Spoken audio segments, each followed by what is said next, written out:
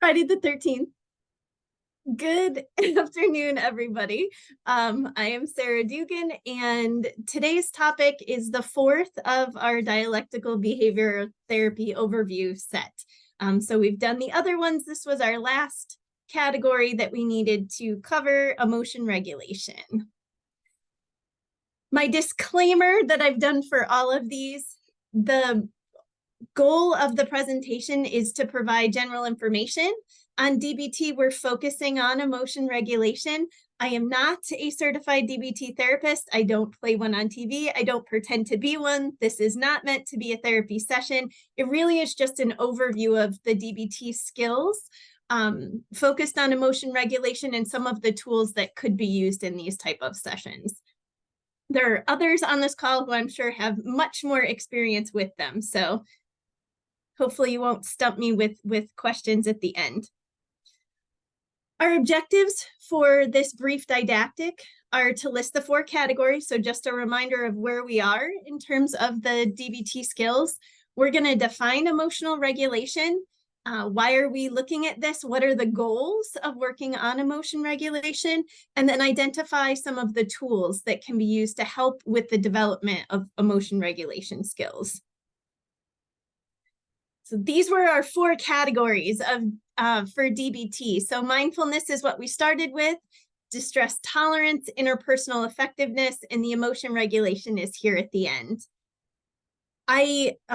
Similar to some of the mindfulness and interpersonal effectiveness, I think the emotion regulation has some preventative pieces as well as some tools that can be used in the moment, as well that we saw with distress tolerance. So the emotion regulation really kind of, I think, overlaps both with some proactive approaches as well as things to be used in the moment as a coping strategy.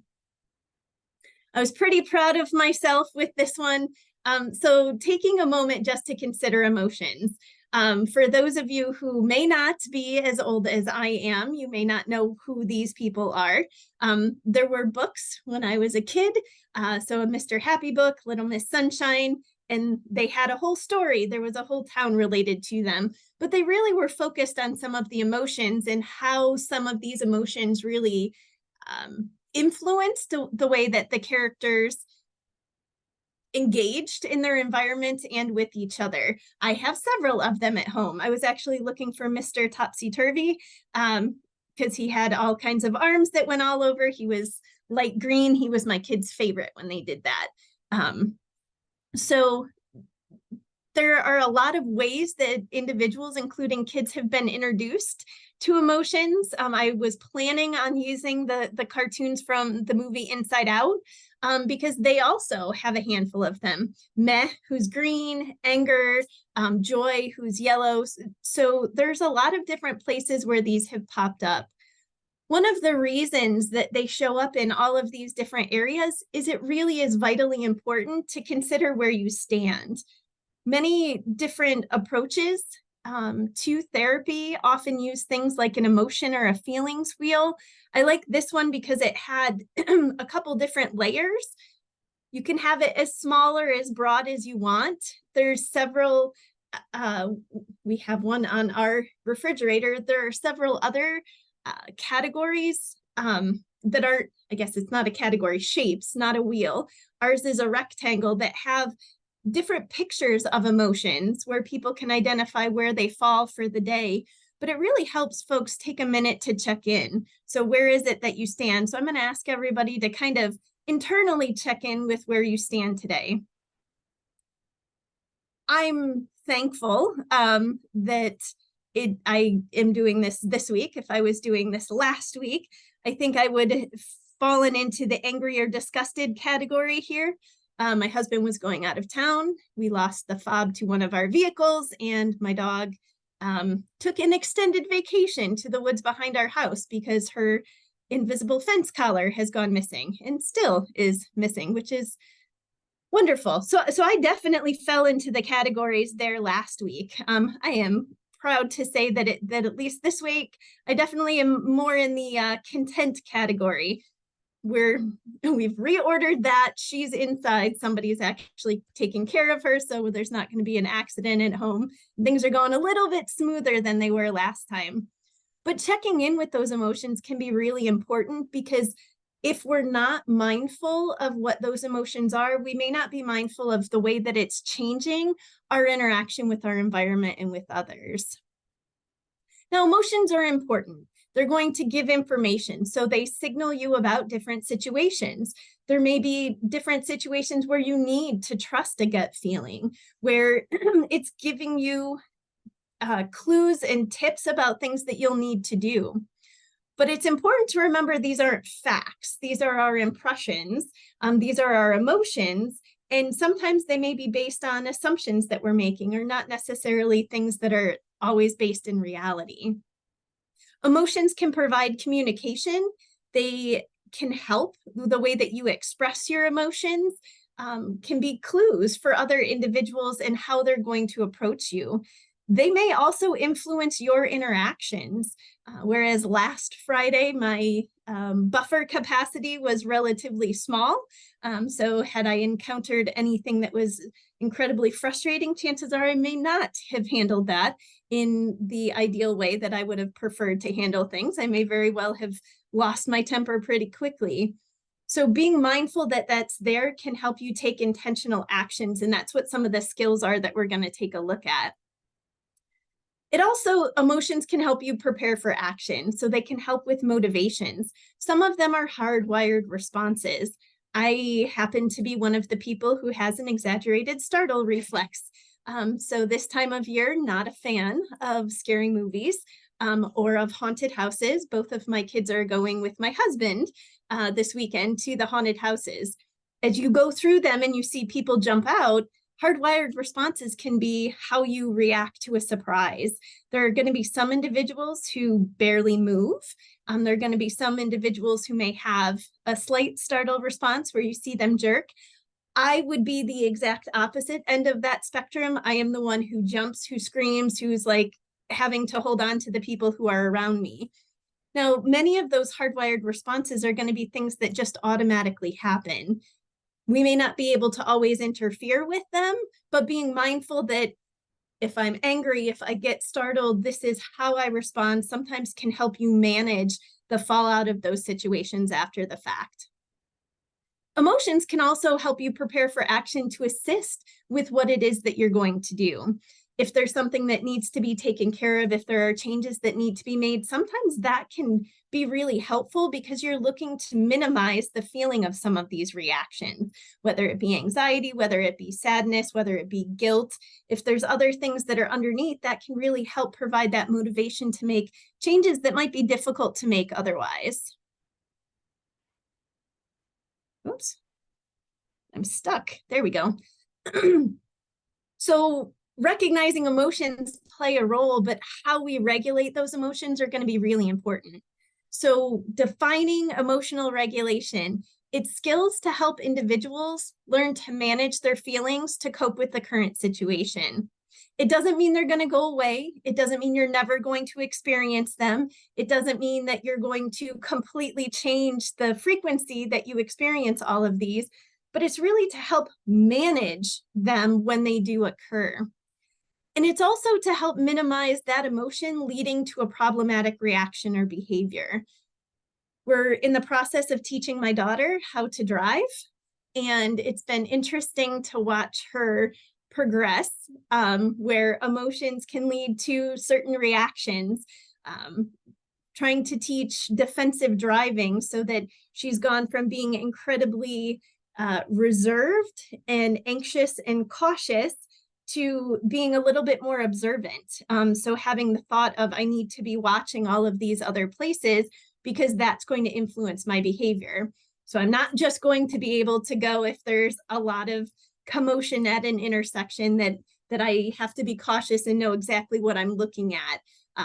And that she's calmer, that she's able to manage some of those emergency situations. So really looking at the linkages between emotions, thoughts, and behaviors so that you continue to move things in the direction that you want and you don't have a result of a problematic situation, that your behavior is counter to something that could be really productive for you, or counter to values that you may have that may result in a lot of negative emotions or fallout after the fact. And I think related to that, DBT often is focused on individuals who have those who have suicidal tendencies, those who may have self-harm, those that have really intense emotions and may have difficulty managing some of those emotions. But I guess I would argue that those are skills that we all should be able to have, that it really would benefit all of us, because I'm sure we can each think of a scenario where emotions may have fueled a response that really wasn't in our best interest. So those goals are to identify the emotions you're experiencing, to be a little more consistent with that check-in, and broaden our definitions, broaden that terminology, that database of adjectives that we could draw from, so that we're getting even closer to what the true emotions are, as opposed to having just a couple categories. And I'm not really angry, but it's something a little bit different, and that's not quite the best fit. We're looking to reduce emotional vulnerability, especially if we've previously acted in a way that's maybe out of character or that was counter to our best interests. That may really make it difficult for an individual to make different decisions moving forward, because now maybe they're second guessing themselves. And we are looking to minimize those unwanted emotions. It doesn't mean they go away completely, but perhaps the impairment from those emotions, the frequency of those emotions, the intensity of those emotions can be minimized in a way that it really doesn't interfere with the person continuing to move along the way to achieve the goals that they're hoping for. So how can we do this? There are a number of skills that are included in the emotion regulation section for DBT, and we're going to go through each of these individually. The first is ABC, please. I put them in alphabetical order, but this is a good one to start with. So ABC, please really is one of the skills that's encouraged to try to help get out in front of some of that intense emotion. It's a mnemonic. So A, accumulate positive emotions. B, build mastery in things that you enjoy. C, cope ahead. So try to focus on some of the positive emotions that you do experience. Start dedicating some more time, effort, and appreciating your abilities in things that bring you joy, in skills that maybe you are really good at. Humans have a tendency to really focus on the negative. You could get 4 compliments and 1 criticism, and that criticism is going to be the one that you remember. So helping to provide a little bit more balance in those areas, and bringing yourself a sense of pride in some of the things that you're good at, and reminding yourself about that to really counter some of those negative thoughts. And that can help you cope ahead, really be ready for some of those stressful situations, because we're all going to encounter those situations that are less than ideal. On the please side, so encouraging good self-habits, treating physical illness, making sure that you're going to the doctor when you need to, that you're taking care of things that you're supposed to, maybe adhering to different treatment plans. Balanced eating, it doesn't mean only eating healthy foods, that there is a balance with things that you enjoy. Avoiding mood-altering substances, having a good sleep habit, so making sure they're getting an adequate amount of sleep, and regular exercise.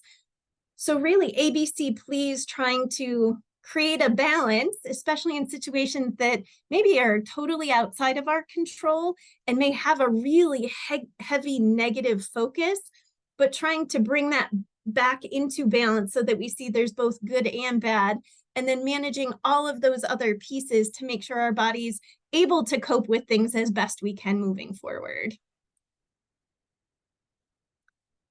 This next one is check the facts. This is one that my daughter is, she hates radical acceptance. I would say that is her least favorite. This one is probably her second favorite, because it's asking you to take a moment. So in the moment, while you're upset, you need to do a pause. You need to do a pause and check the facts. So what is it that triggered this emotion? And is it, am I making assumptions? Am I doing an interpretation? Am I projecting something that may not necessarily be there? And does the intensity of my response actually match the situation, or is it out of character? And this can really help with the management of the intensity and frequency of some of those emotions. We take a moment to, I realize that I just got incredibly, incredibly angry, but instead of responding, that I'm able to take a moment and think about things. Is what I'm about to do appropriate for the situation? Is it reasonable? Is it requested? Then you can really manage what your response is going to be in the heat of the moment. I will give you an example. So check the facts. My husband rolls his eyes. He rolls his eyes when we have conversations, and it is one of my pet peeves. It drives me crazy. So we have had, on occasion, discussions, sometimes heated discussions, and there have been times where he's rolled his eyes. My immediate knee-jerk reaction is I get angry, and I get angry in a very rapid amount of time. I recognize that that happens, but taking a moment to check the facts. So am I angry that he rolled his eye? Is he rolling his eyes at me? Is it because of the situation? Is it because of something else? Maybe something somewhat external that's going on? Because if it's at me and I blow up, then it's going to go down one path.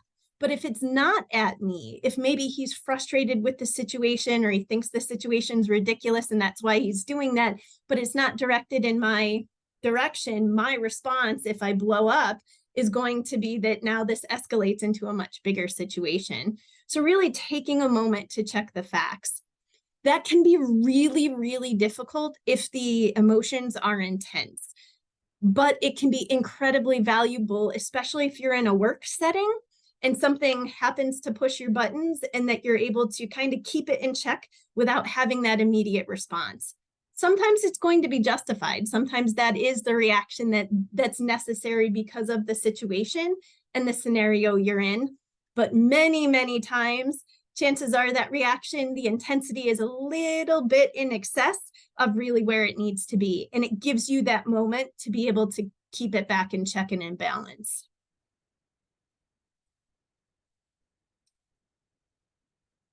One of the next ones is cope ahead. And again, I just did these in alphabetical order. So cope ahead goes back to being a little bit more of the proactive strategy. You know that this is going to be stressful. We're going into a meeting maybe, and there is going to be a confrontation because there is a disagreement and we have got to get this resolved. So it prepares you for what this future situation is going to be.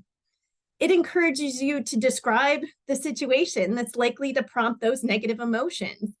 Here's the situation. I'm uncomfortable with direct confrontation. I'm going to feel awkward. I may get angry. I may want to withdraw. What are going to be some of those feelings I'm very likely to experience? Then I have a moment where I'm empowered to proactively select what I want to do in the situation. How can I manage this? How do I want it to go? I can think about strategies that I'm going to use, and then I need to picture the scenario. Here's the situation of me doing this, and rehearse it.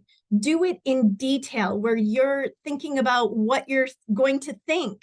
And it's okay to know that your initial thoughts may be somewhat unreasonable for the situation that's presented. What actions do you want to take? And then what is it that you're going to say? How are you going to act? How are you going to respond so that it goes successfully, that it goes in a way that you're very satisfied with what that outcome is? And encourage you to practice relaxation techniques. So things that you may need to do in the heat of the moment. I'm going to shout out to Dr. Ballister. He talks often about tactical breathing. Some people call it box breathing. So maybe you're going to do box breathing. So in for 2 or in for 4, hold it for 2 or 4, out for the same amount. And you can practice that before you get in the heat of the moment. That way, it's a little bit more natural for you when that situation arises. It can be really difficult to use some of the coping strategies if we haven't practiced them. So thinking about things can really help manage some of that distress ahead of time.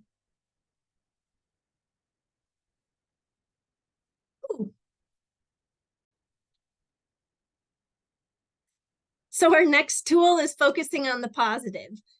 So taking your attention away from the negative. So as I look back and I think, hey, I had technical issues today during the presentation, if that's the only thing I remember, then that can really increase anxiety perhaps about the next presentation that you're going to do. So working to move the attention away from just those automatic negative thoughts. Revise them so that you're incorporating some positive self-talk, something to really offset and help balance those negative thoughts. And part of focusing on the positive may be adding a positive activity. So what are things that you enjoy doing? What are things that you like? Make a list of them. Are there times that you do that? Do you like, I personally like to color. I loved it when my kids were little and we were able to color. The number of crayons that we have in my house is pretty excessive, but we used to have them all over the place in the cars and all of the bags, all over.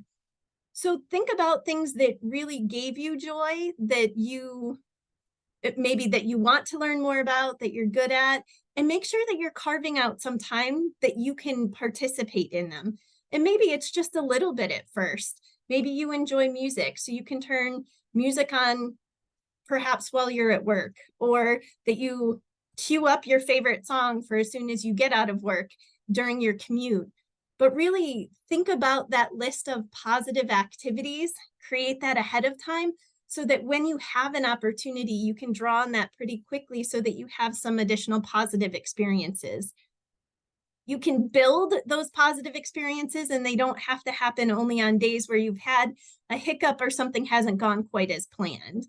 But that really also can help provide balance. Again, looking to help manage for some of those times where things may not go quite the way that you were hoping for.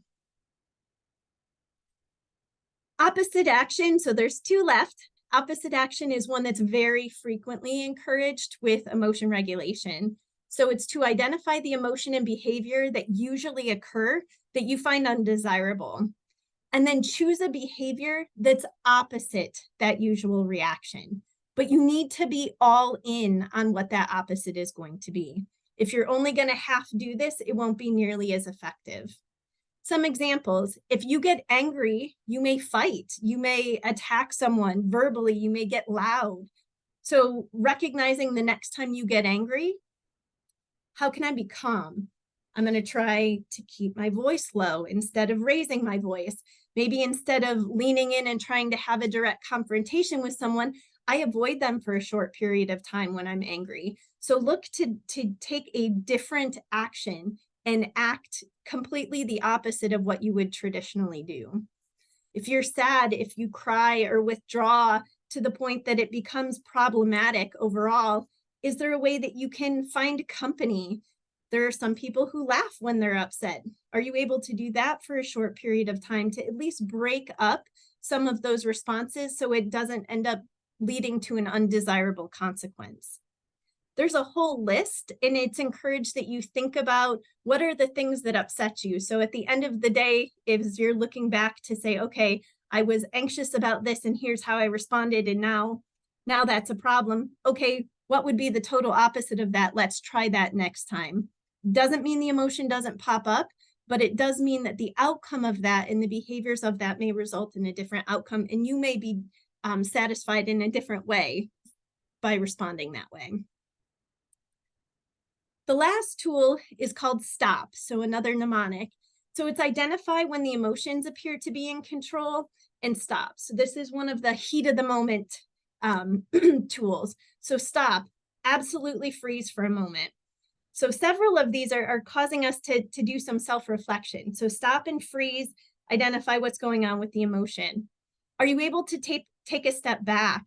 Sometimes you can change your environment and completely take a step away from the situation. You may not be able to do that. Are you able to take a break for a minute and just hold off on the conversation? Or is it something where you have only a short period of time, but you're able to do something like potentially deep breathing? Take a deep breath. Okay. Now observe and look at the situation.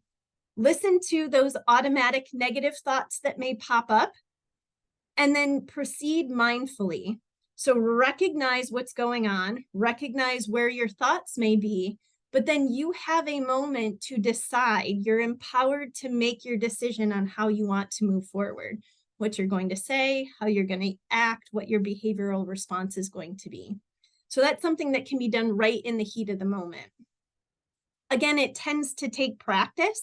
It's encouraged that individuals try to use these skills in situations that aren't super high intensity emotions, so that it becomes more second nature when they do get in those situations that are a little bit more intense. So in summary, emotion regulation may limit the experiences where, if you're able to do this effectively, it can limit the experiences where your emotions are working against you and where some of those consequences end up being really undesirable for you. There are proactive skills to reduce or minimize the distress. So that was our ABC, please, our cope ahead and stop. And then in the moment, in the moment skills are to manage distressing emotions.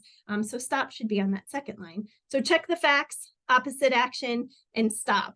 I put it as proactive because I wanted you to practice. That was my reminder for myself. And then overall, focus on the approach of the focus on the positive.